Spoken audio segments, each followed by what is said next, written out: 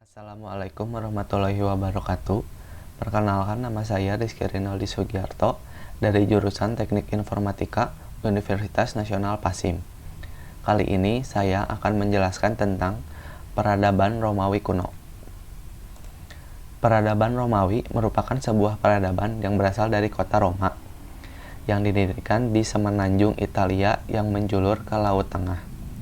Kota Roma itu sendiri diperkirakan berdiri pada tahun 750 sebelum Masehi. Singkatnya, peradaban Romawi ini terletak di negara Italia. Sekarang ini tepatnya di Pegunungan Apennina. Daerah Pegunungan Apennina ini merupakan daerah yang subur dan cocok dijadikan sebagai lahan pertanian dan terletak di antara 7 buah bukit. Selain itu, Pegunungan Apennina terdapat tambang-tambang mineral seperti biji besi, emas, tembaga, batu pualam, dan marmer. Sistem pemerintahan yang sebelumnya adalah monarki. Monarki ini adalah bentuk pemerintahan di mana raja atau ratu merupakan kepala negara dan kekuasaannya dibatasi oleh peraturan atau undang-undang yang berlaku.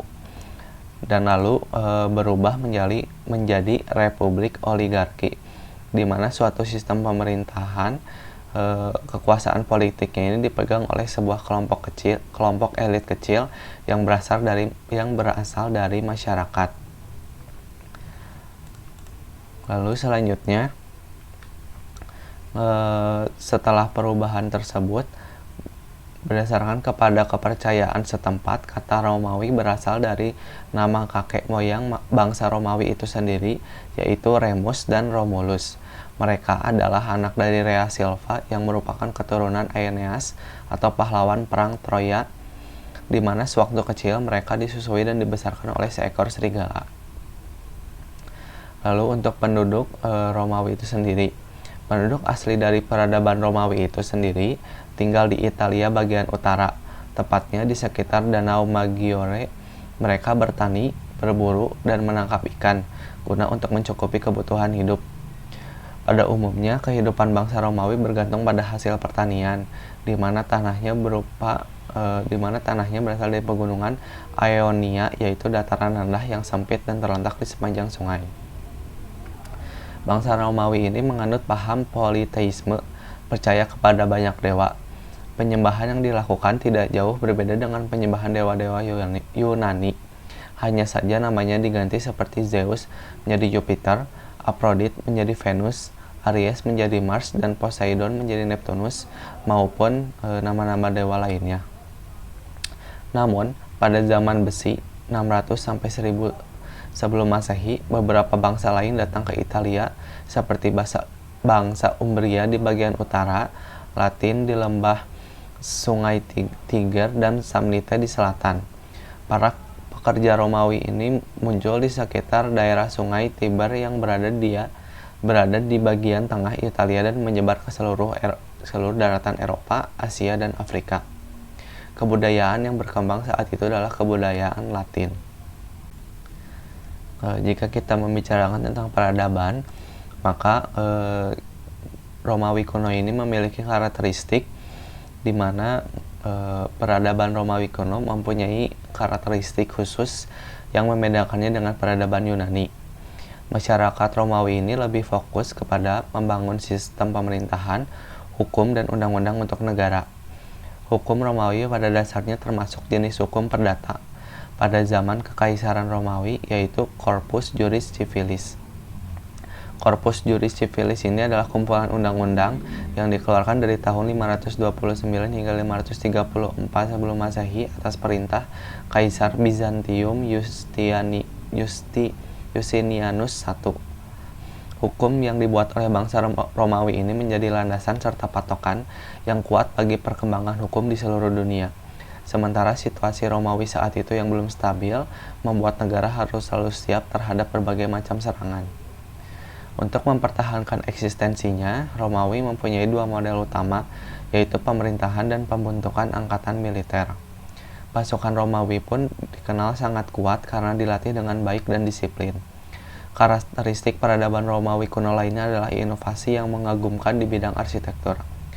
Seperti contohnya yang sering kita dengar atau kita lihat di berbagai sumber seperti monumen-monumen atau istana dan fasilitas umum yang berukuran raksasa dan megah serta bentuk-bentuknya yang istilahnya sangat unik.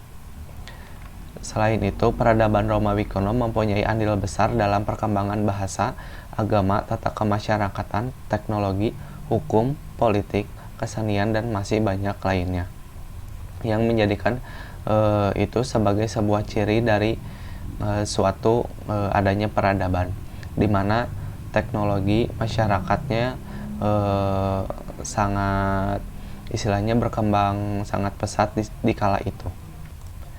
Ada pula untuk kehidupan sosial peradaban Romawi kuno. Perkembangan bangsa Romawi di bidang sosial adalah munculnya sistem pembagian kelas ke dalam dua golongan, yaitu patrisia dan plebea. Golongan patrisia terbatas di kalangan orang-orang yang memiliki tanah luas atau secara turun-temurun telah menjadi kelas aristokrat. Sedangkan golongan plebea diisi oleh masyarakat biasa, tetapi tidak semuanya miskin. Ada juga orang plebea yang kaya dan tetap memiliki hak dalam berpolitik, serta melakukan usaha-usaha untuk menunjang kehidupan ekonomi mereka. Lalu dilanjut dengan kepercayaan bangsa Romawi kuno. Sebelumnya sudah disinggung bahwa kepercayaan bangsa Romawi kuno itu menyembah dewa-dewa.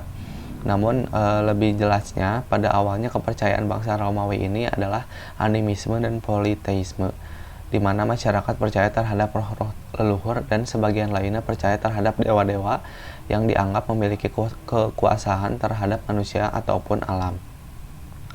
Kepercayaan terhadap dewa-dewa ini dipengaruhi oleh masuknya kebudayaan Yunani.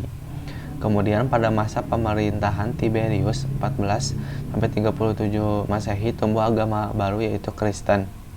Penyebaran agama Kristen oleh Santo Petrus dan Paulus ke Eropa turut mengubah kepercayaan bangsa Romawi menjadi monoteisme. Selain itu, ada pula keruntuhan dari bangsa Romawi kuno ini. Pada masa pemerintahan Theodosius, Kekaisaran Romawi ini dibagi menjadi dua bagian, yaitu Roma Barat dengan ibu kota di Roma dan Roma Timur dengan ibu kota di Konstantinopel. Pembagian ini didasari oleh serangkaian ancaman suku barbar yang selama puluhan tahun telah mengganggu stabilitas negara. Akan tetapi, pada kenyataannya pembagian wilayah ini justru mendorong keruntuhan Kekaisaran Romawi. Segera setelah kematian Theodosius, kekacauan terjadi dan pemerintahan Roma di barat mengalami keruntuhan pada 476 usai dikalahkan oleh orang-orang barbar. Sekian untuk penjelasan tentang peradaban Romawi kuno. Mohon maaf jika ada kesalahan dalam penyampaian materi maupun kesalahan penyampaian tutur kata. Sekian dari saya. Terima kasih. Wassalamualaikum warahmatullahi wabarakatuh.